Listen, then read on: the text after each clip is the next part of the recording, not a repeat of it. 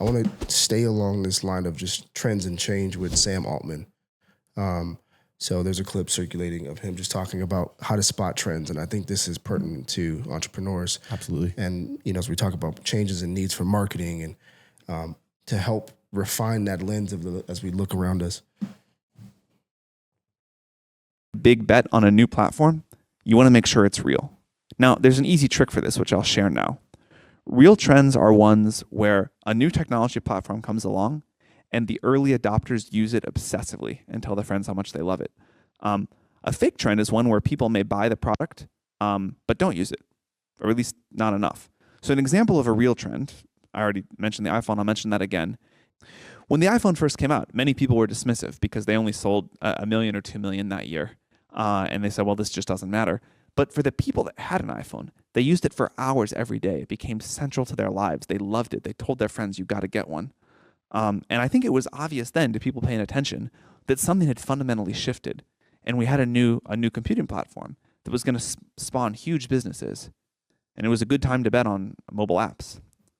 A fake trend, or at least a fake trend as of August 2018, I would say is VR.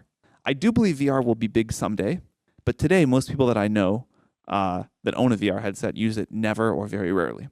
And so although a lot of people talk about it, and maybe even a lot of people buy them, there's not the intense usage per user among the early adopters that I think you want to see. So it's good. It's very good. That's the old clip. It's not new. Yeah, it is an old clip, but that is... But it's true. It's the law of diffusion of innovation. It's the timing of it does matter.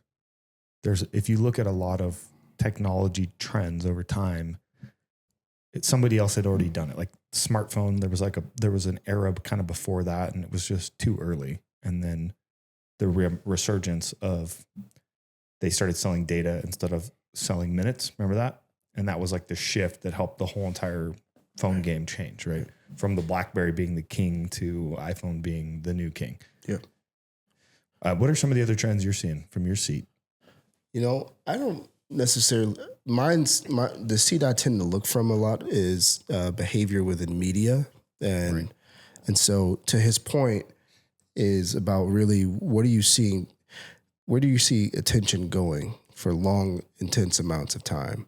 And that being the filter. And so for me personally, I see the way we're thinking about media is changing.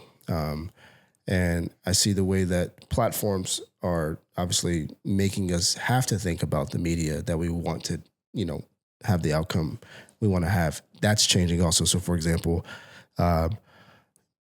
many people might call this the TikTokification of social media. Actually, I know Gary Vee talks about that, but the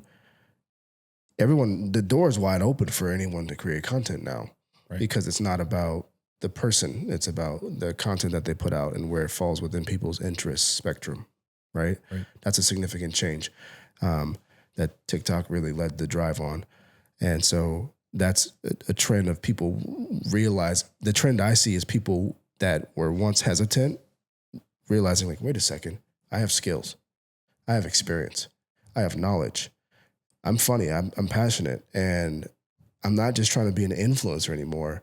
I just want to go make stuff and share this. And so I think the big trend that I see is people moving from thinking like creators and thinking of themselves as communities and TV shows and sitcoms and, creating groups. And I think that's the trend. Yeah, we've been using that word a lot, community, with what we're doing with Clearly Acquired. Yeah.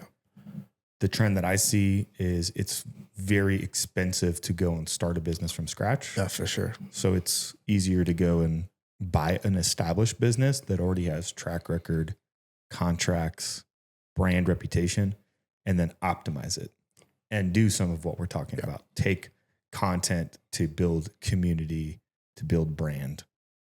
We're seeing it in the gym space, right? Where, yes, it's cheaper to go to this other gym, but I'll pay 3 times as much to go to a place where there's less people, less crowds, and more community. I get the same level of equipment, but this is a place where I dedicate and spend a lot of my time. So I'd rather be around people that I know and I like, and it's fun to be around them and they're welcoming of me. So community is definitely at the forefront of everybody's mind. And I think it's just part of where we're at culturally too, is like, we've gotten so divided.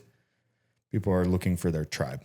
And so if your vibe attract your tribe, if you can find more people that align with your tribe, like that's a win. And so thinking about that in business, thinking about how you're building your business and to build more culture and tribal kind of mindset is a big trend that we should be focusing on. Yeah. And, you know, obviously Altman's coming from the product standpoint, product and tech standpoint, but whether you're trying to figure out strategy, you're trying to figure out new technologies to invest in for your business, or the kind of, you know, people you want to even bring on, like where's the attention going? Where's the focus? Where's the energy? And what Sam's talking about, if you guys haven't seen the Simon Sinek talk, Start With Why, it's based off of a book written by a guy named Jeffrey Moore called Crossing the Chasm. It's built on this concept of the law of diffusion of innovation. And it's that, you know, the first 13.5% of any kind of market that adopts your product is the early adopters. And they're excited and they believe what you believe, and they'll go tell other people about the product, right? And if you can get those people on board first, then it's easier to get into the mass market kind of saturation. Yeah. Hence why like buying a business might be a better route than starting one, because that's a hard chasm to cross with everything being so expensive today. Right. So, let's wrap this up.